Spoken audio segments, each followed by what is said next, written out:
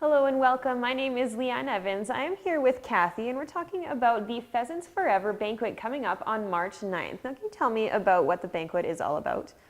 It's a very big one. This year it's our 20th anniversary, and for 19 odd years we've been having a banquet to raise money to restore habitat for pheasants and other wildlife. So that's the purpose of our banquet, but this year's the big one, 20. All right, so tell me about Pheasants Forever and what exactly it does. Sure. Pheasants Forever understands that the loss of habitat, just because of the new practices in farming and agriculture, the habitat that we used to know, that you'd be in the country and you'd find pheasants and other upland birds like sharptail and partridges, there is no place for them to find shelter anymore. So we're restoring that kind of habitat and working towards land acquisition that we can increase those projects. How important do you think it is to have something like this? It's huge. It doesn't matter whether you're talking about the habitat that we say we're raising or growing for pheasants and upland birds, but that affects all of the wildlife. You know, when those little chicks are born in the spring, they don't need seeds right away. They need bugs, and lots of bugs. So, you know, it's the birds, the bees, the bugs, the birds, it's everything. So can you explain the habitats a little bit? Well, I'll do better. I'll show you some. The habitat, here's an example of a second-year program where we've planted the actual trees and then we were controlling the weeds with a plastic mulch. The habitat is oftentimes multiple kinds of trees, deciduous, right? Then you see triple rows.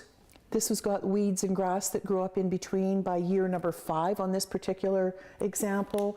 This one is showing chokecherries, another deciduous trees.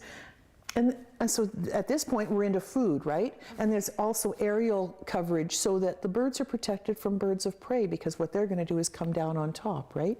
The coyotes, the fox can't get in this way. The birds of prey can't get in this way, so they're very sheltered. There's also protection from the snow in the year like 2010 when it was such miserable snow. Without shelter belts like that, they don't survive. And then this is a close-up of just some chokecherries, and that is prime food for them as they're trying to survive after that early spring. All right, so Medicine Hat is in the Chinook Chapter. Can you explain what the Chinook Chapter is? Oh, sure. When we started the chapter, usually it's Medicine Hat chapter, but our chapter encompasses a very large area. We go out into the Cypress County and work with landowners out there. We go out into the county of 40 Mile. We've purchased in land with land acquisitions with other like-minded conservation groups. So thus the name 20 years ago. Hey, we're bigger than just Medicine Hat. We serve a lot of area. So Chinook, because we do have Chinooks. All right. So over the 20 years, it's kind of grown into what it is now. That's correct. All right. So tell me about the banquet itself and what is going to be involved.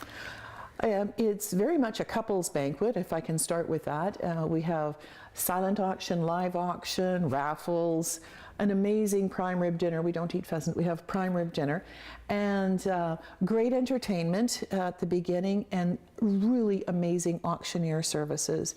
The merchandise, some of the merchandise is like what you see here on the table, unique to Pheasants Forever, but we also have some really incredible contributions from local artists and artisans and fitness clubs. We've got hunting trips, fishing trips, fly-in fishing trips to Fort McMurray.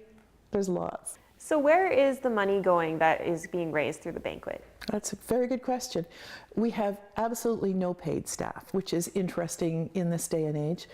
Everything, every dollar that we raise goes back into habitat projects. It goes for buying trees, helping get the trees planted, weeded, seeded, watered. We have no buildings, we have no vehicles, it's all volunteer work. The only thing I might mention, I guess, is even the Pheasants Forever magazine that we give with to the people that come to the banquet, not that night, it's a membership they get for the year to the Upland Conservation Journal. That is included in their ticket purchase, but that is not something else that we have to build ourselves. That too is not an expense for us directly. All right, so tell me about where can we find some more information? People can just give me a call at 526-9043.